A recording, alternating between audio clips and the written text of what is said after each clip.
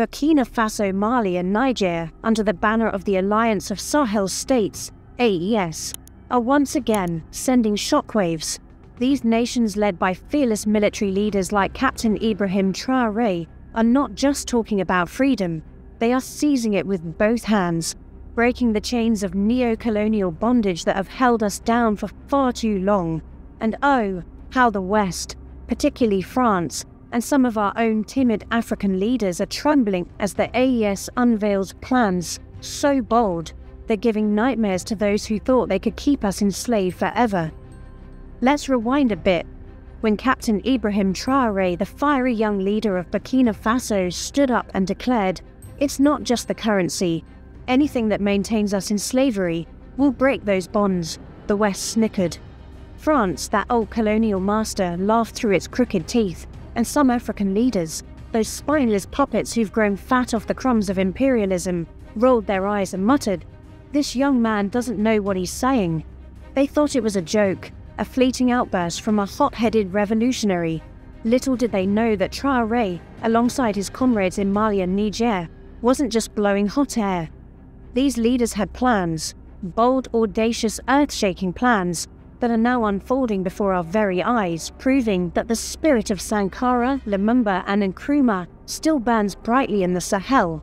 And now the latest bombshell has dropped, straight from the lips of Niger's foreign minister, Mr. Bakary Yawou Sangare. Hold on to your seats, brothers and sisters, because this is monumental. The AES is not just dreaming of a new currency, they're printing it. Yes, you heard me right. Sangare, with the kind of clarity and conviction that sends shivers down the spine of every colonial apologist, declared, "The first tool of your sovereignty is your currency." So, the AES will definitely abolish the CFA franc, because you cannot claim to be sovereign when it's another country that prints your currency. He didn't mince words. He said it plain and simple. It's clear that we will not remain in the question of the CFA, that even France knows it. Oh, how the tables have turned. France, that smug overlord who's been pulling the strings of our economies for decades, now knows its days of domination are numbered. Sangare's logic is as sharp as a machete cutting through the lie we've been fed. You cannot claim to be AES when your money printing press is in France. It's impossible, he said. And he's right. For too long, we've been deceived into believing that we're incapable of standing on our own, that we need France to hold our hands like children. But Sangare threw that nonsense back in their faces, asking, "If some have done it alone, why won't we at three be able to do it?" That's the spirit of Pan-African unity, my people. Three nations standing shoulder to shoulder, ready to defy the odds and reclaim what's rightfully ours. We know our sovereignty starts by printing our own money, and we will do it, he affirmed. This isn't a maybe or a someday. It's a promise, a battle cry, a declaration of war against the shackles of the CFA franc. Now, let's talk about why this move is so urgent, so necessary. Sangare didn't shy away from exposing the treachery of the Central Bank of West African States, BCEAO, and the West African Economic and Monetary Union, UEMOA. He revealed how these so-called regional institutions, which we've been told are ours, are nothing but extensions of the Bank of France. They have frozen money that belonged to the Nigerian state for 8 months, all because France gave them the orders to do it, he said. 8 months. Imagine that. Hard-working Nigerians, ordinary people like you and me, unable to access their own money in the banks, because France snapped its fingers and said, "Starve them." This isn't just unfair. It's criminal, it's evil, it's the kind of oppression that fueled our ancestors to fight for independence in the first place. Sangare painted a vivid picture of the suffering caused by this financial strangulation. People had their money in the banks and couldn't withdraw it because the BCEAO put an embargo on it, he said. Mothers couldn't buy food for their children, farmers couldn't pay for seeds, traders couldn't keep their businesses alive, all because France and its lackeys in BCEAO and UEMOA decided to punish Niger for daring to stand up. But instead of breaking their spirit, these sanctions lit a fire under the AES leaders. We have undergone sanctions, and that's what motivates us to create our own currency, Sangare declared. You see, adversity doesn't weaken the brave, it sharpens them, it forges them into warriors. And that's exactly what Burkina Faso, Mali and Niger have become, warriors for Africa's liberation. What's even more exciting is the revelation that Russia will play a major role in helping the AES launch this new currency. Yes, Russia. While the West scrambles to maintain its crumbling empire, the AES is forging new alliances, tapping into partnerships that respect our dignity and support our sovereignty. We need organization, and we will do it as soon as possible, Traore said, hinting at the meticulous planning underway. This isn't some reckless leap into the unknown. These leaders are strategizing, mobilizing, and preparing to deliver a currency that will be the envy of the continent. And when it happens, mark my words, it'll be a seismic shift that reverberates from the Sahel to the Cape, from Dakar to Mogadishu. But here's the kicker. Traore reminded us that creating a new currency isn't even the hardest thing they've done. We already did what was more difficult than withdrawing from ECOWAS. That is sacking the French and US armies from our countries, he said.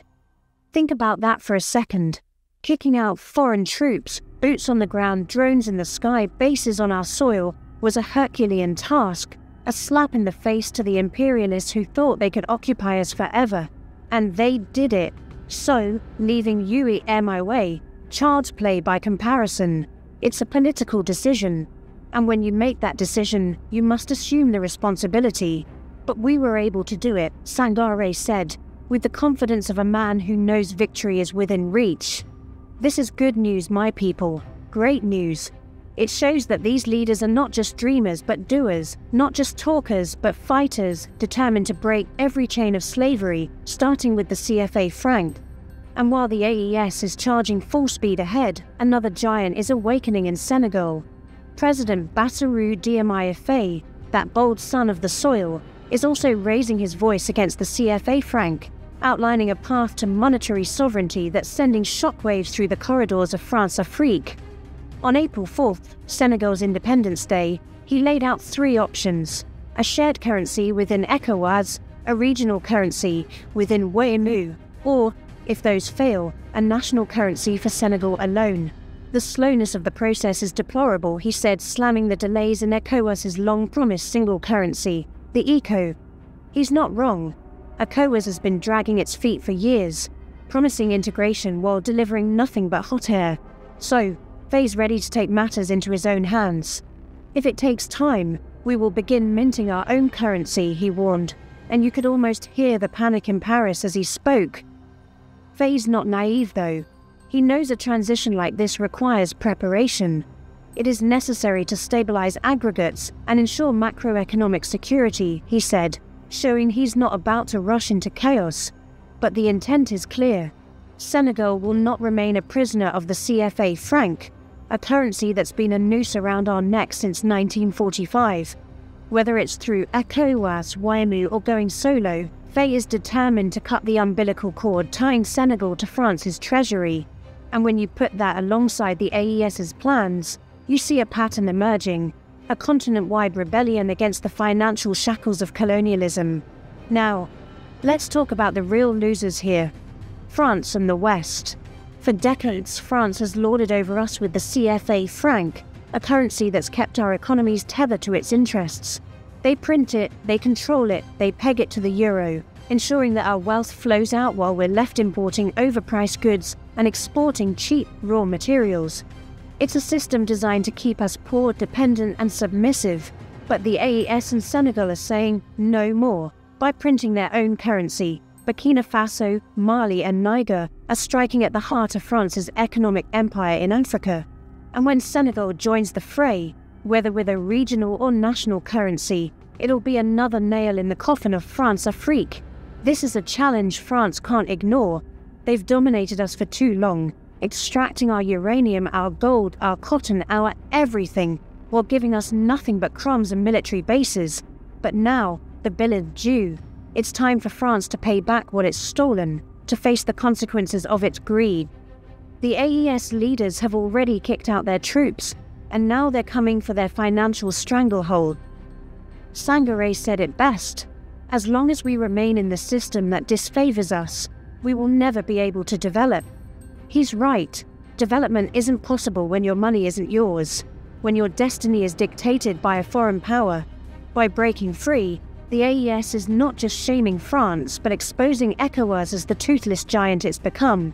Let's be real, ECOWAS has been around since 1975, nearly 5 decades. And what has it achieved? A few trade agreements, some empty promises about a single currency, and a lot of posturing while our peoples suffer. Meanwhile, in less than a year, Burkina Faso, Mali and Niger have expelled foreign armies, formed the AES, and set the stage for a new currency. That's action, that's results, that's leadership. Our worth should be hanging its head in shame because these 3 nations are doing what it couldn't, shaking Africa awake and showing us what's possible when we reject the status quo. So, my brothers and sisters, let this sink in. The CFA, Frank's days are numbered. The AES is printing its own money. Senegal is plotting its escape, and the West is scrambling to hold on to its fading grip. This is our moment, Africa's moment, to rise up and claim our sovereignty, economic, political, and spiritual. Captain Traore was right. Anything that keeps us in slavery must be broken. And these leaders are wielding the hammer. France, you've been warned. ECOWAS, you've been eclipsed. And Africa, you've been inspired. The revolution is here, and it's only just begun. Before I conclude, brothers and sisters, there is something that I must say, and please allow me say it. Across the vast and vibrant continent of Africa, a clarion call is echoing through the winds of change, a call for African leaders to stand tall, unite in purpose, and shatter the enduring chains of colonialism that have held this land of boundless potential in a stranglehold for far too long. From the bustling markets of Lagos to the sun-scorched plains of the Sahel, from the mineral-rich depths of the Congo to the coastal shores of the Horn of Africa, the message is clear. Africa must rise, reclaim its destiny, and make itself great again. The unity of Africa is not just a dream, it is a necessity, a weapon so potent that it strikes fear into the hearts of Western powers, who have long thrived on our division. Imagine a united Africa with one currency dominating global markets, a single visionary leader speaking for 1 billion voices, and our vast mineral wealth fueling a technological renaissance that places Africa at the forefront of the world stage. This is not a fantasy, it is a future within our grasp, if only our leaders awaken to the urgency of this moment. For centuries, Africa has been a pawn in the games of colonial powers, its people subjugated, its resources plundered, and its potential stifled. The scars of colonialism are not merely historical footnotes, they are living wounds etched into the fabric of our economies, our politics, and our societies. The West, with its insatiable appetite for control, has perpetuated a system designed to keep Africa fragmented, because a united Africa is a threat they cannot afford to face. Why else do they pour billions into aid that binds us to their whims, install puppet regimes to dance to their tunes, and exploit our resources while leaving us with crumbs? The unity of Africa is their nightmare, for it would dismantle the neo-colonial architecture they have so carefully constructed over decades. Consider the power of a united Africa with a single currency. Picture an Afro, a pan-African monetary unit backed by the continent's unparalleled wealth. Gold from Ghana, diamonds from Botswana, oil from Nigeria, cobalt from the Democratic Republic of Congo, and uranium from Niger. Such a currency would not merely compete on the global stage, it would dominate. The euro and the dollar, symbols of Western financial hegemony, would tremble before the might of an African currency rooted in real, tangible resources. No longer would African nations be at the mercy of fluctuating exchange rates dictated by foreign markets or beholden to the CFA franc, a relic of French colonial domination that still shackled 14 African countries to the French treasury. A united currency would empower intra-African trade, currently a meager fraction of our economic potential, and shield us from the predatory practices of international financial institutions like the IMF and World Bank, whose loans come with strings that strangle our sovereignty. And what of leadership? Today, more than 50 African heads of state are summoned like schoolchildren to the courts of Western presidents, their dignity diminished as they line up for photo ops and platitudes. This humiliation must end. Imagine a single African leader a figure of stature and vision, representing the collective will of 1 billion people. No longer would our presidents scramble to Washington, Paris, or London, cap in hand, begging for scraps. Instead, the world would come to us, to Addis Ababa or Nairobi or Accra, to negotiate on our terms. A united Africa under one leader would command respect, not pity. It would wield influence, not subservience. This is not to erase the diversity of our nations, but to harness it into a singular, unstoppable force, a federation of equals with a shared purpose. Africa's mineral wealth is the key to this transformation. The continent holds 30% of the world's mineral reserves: cobalt, lithium, rare earth metals, all critical to the global technology industry. Yet, we export these treasures raw, only to import finished products at exorbitant costs. The lithium powering electric vehicles in Europe and America comes from African soil, yet Africa lags in industrial development. The cobalt in every smartphone originates in the mines of Katanga, yet Congolese children toil in hazardous conditions while tech giants in Silicon Valley reap billions. This is the colonial playbook at work: extract, exploit, and exclude. A united Africa could break this cycle. By pooling our resources and expertise, we could build refineries, factories, and tech hubs across the continent. Imagine an African Silicon Valley in Kigali, a manufacturing powerhouse in Johannesburg, a renewable energy revolution driven by Kenyan ingenuity, all fueled by minerals processed on African soil by African hands. We lack nothing except the will to act. Leaders like Captain Ibrahim Traore of Burkina Faso embody this awakening. At just 37, Traore has dared to say no to the West, cutting ties with France, expelling its troops, and turning instead to partners who respect Burkina Faso's sovereignty, like Russia and China. His boldness is not mere bravado, it is a blueprint. Since seizing power in 2022, Traore has sought to reclaim Burkina Faso's gold, declaring, "We know how to mine our gold, and I don't understand why we're going to let multinationals come and mine it." His vision echoes the revolutionary spirit of Thomas Sankara, the Burkinabe icon who defied imperialism 4 decades ago.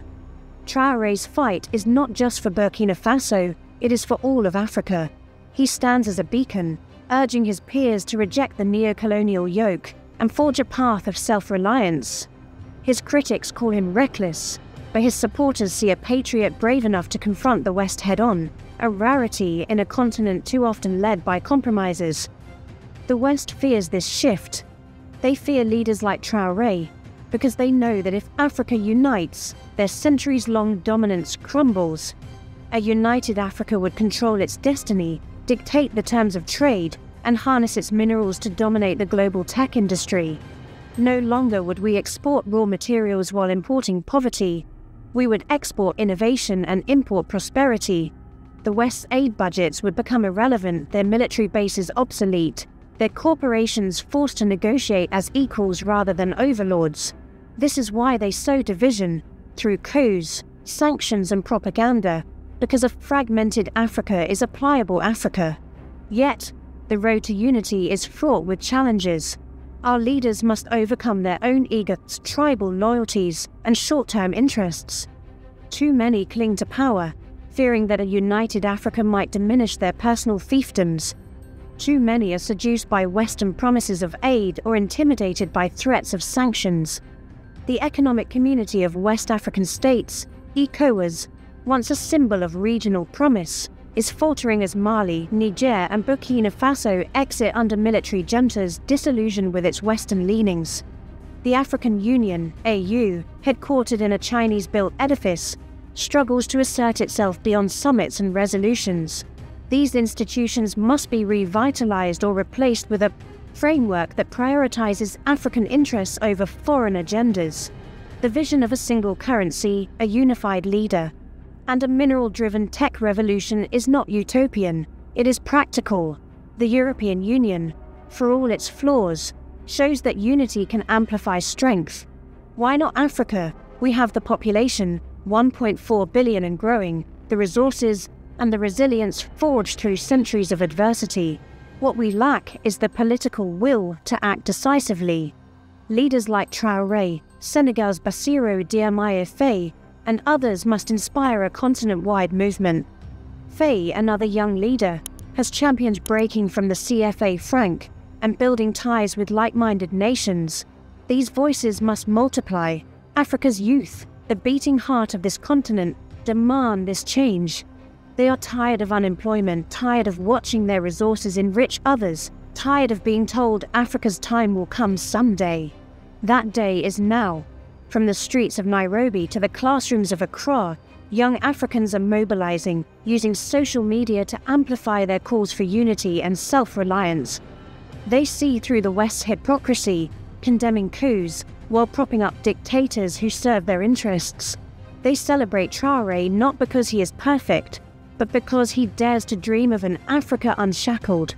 The global stakes are immense. A united Africa would shift the balance of power. The tech industry, reliant on our minerals, would bend to our influence. Global markets, dominated by Western currencies, would face a new rival. Climate solutions rooted in Africa's vast renewable potential would bear our stamp. But this requires action, immediate and collective. African leaders must stop exporting minerals and stop building industries. They must stop begging for aid and start demanding equity. They must stop bowing to summons and start speaking as one. Captain Traore's fight is a spark. It must ignite a fire. Africa lacks nothing: land, people, resources, spirit. What it needs is leaders with the courage to break the chains of colonialism, not with words, but with deeds. The West fears our unity because they know it spells the end of their reign. Let us give them reason to tremble. Let us make Africa great again, not for their approval, but for ourselves, our children, and the generations yet unborn. The time is now. Wake up, Africa. Rise, unite, dominate.